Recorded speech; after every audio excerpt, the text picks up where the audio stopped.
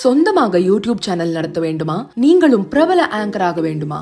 உடனே சேருங்கள் Pandey school of journalism. Contact 7388242242. Chengalpattu அருகே கடத்தப்பட்ட லாரியை 15 கிலோமீட்டர் தூரத்திற்கு சென்று போலீசார் விரட்டி பிடித்த சம்பவம் பரபரப்பை ஏற்படுத்தியுள்ளது.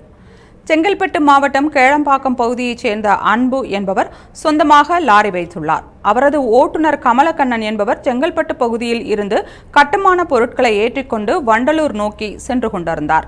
லாரியில் ஒட்டப்பட்ட ஃபாஸ்டாக் போதிய பணம் இல்லாததால் அவரால் பரனூர் சுரங்கச்சாவடியை கடக்க முடியவில்லை. இதையடுத்து தனது உரிமையாளரிடம் தெரிவிப்பதற்காக லாரியை கமலக்கண்ணன் ஓரமாக நிறுத்தியுள்ளார். அப்போது சுங்கச்சாவடி அருகே இருந்த ஒருவர் திடீரென லாரியை எடுத்து சென்னையை நோக்கி அதிவிரைவாக ஓட்டியுள்ளார். இதை எதிர்பார்க்காத கமலக்கண்ணன் உடனடியாக அருகில் இருந்த காவலரிடம் கூறினார்.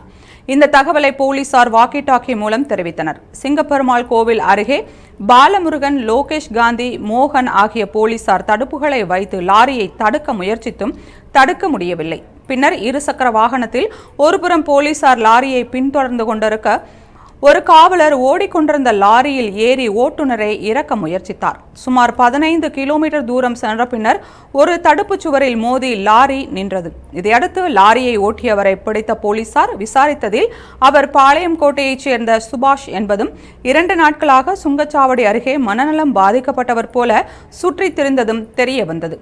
கடத்தப்பட்ட லாரியை சினிமா பாணியில் படைத்த போலீசாருக்கு பாராட்டுக்கள் குவிந்து வருகின்றன.